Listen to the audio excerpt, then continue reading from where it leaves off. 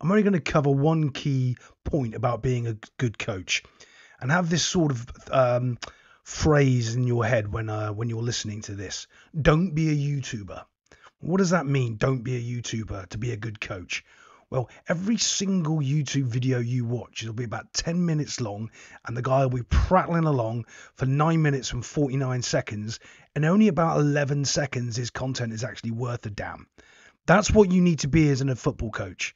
Speaking for about 11 seconds. If you're speaking for more than that, of course, you know, when you're doing a diatribe at the end or a breakdown at the end of the session, that's fine.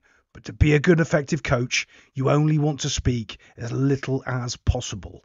So let me give you some coaching examples of this, the rights and the wrong ways, so you can pick up on the difference. Remember, don't be a YouTuber. You're not garbling for the sake of garbling. You're trying to get your point over clear and concise. So let's put this scenario into play. You're coaching the left back. He's too far forward to receive the pass from the centre back. So you need him to go back 5 yards. Bad coaches would say, turn around and say, you're too far forward. Can you come back? And you go, well, why is that a bad coach? Well, because what you've said to him is too far forward. You've just installed in that player that he's too far forward. He's never going to forget that. You can't uncoach things. It's virtually impossible. I have to do a whole video about what you can't uncoach and why players are terrible because they have one thing wrong with them and you still can't uncoach them. But the moment you've told that left back, you're too far forward, can you come back? You've told him two pieces of information, but you only wanted him to do one thing, come back. So the first thing you should have said is, can you come back 5 yards? Or can you get closer to your centre back by 5 yards? That way, you've installed the message to him, can you get closer to the centre back? Can you get 5 yards closer to him? So what you've just told him then is to come back. You haven't told him why. You haven't told him all the details and all the nonsense and all the YouTube gumpful. Think of that in the back of your mind.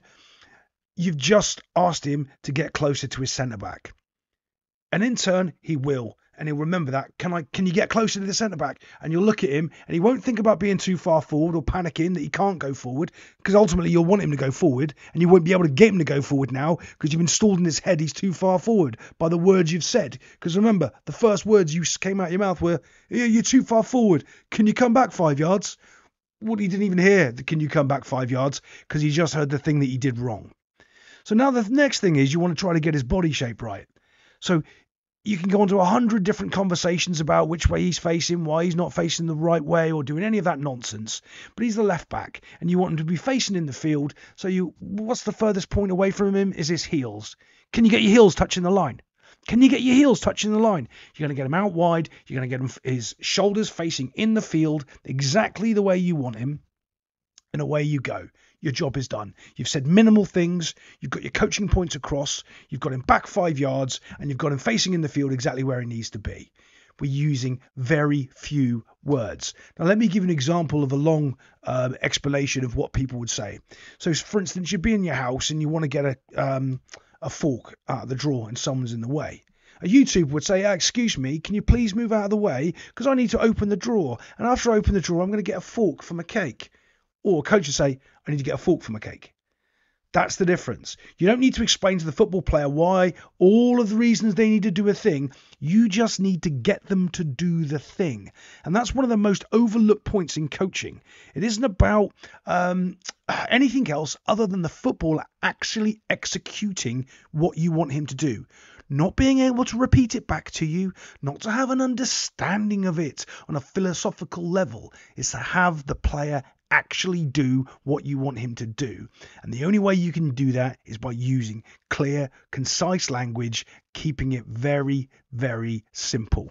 This is going to be my first coaching tip. I'm going to do more and more of these and teach you how to coach properly. They won't teach you stuff like this on coaching licenses, on UEFA licenses. I've done them all. It's all nonsense. They just go through procedures and, well, I'll talk all about that in another video. But I hope that helps you understand a little bit better about clear and concise messaging. You slow down, you think about what you're saying, and you don't put another message in there that can overlay or be a problem later on. You just say the single point that you want done. Don't over elaborate. Don't keep talking about it. Just the point. I'll see you next time on Cash Talks Football.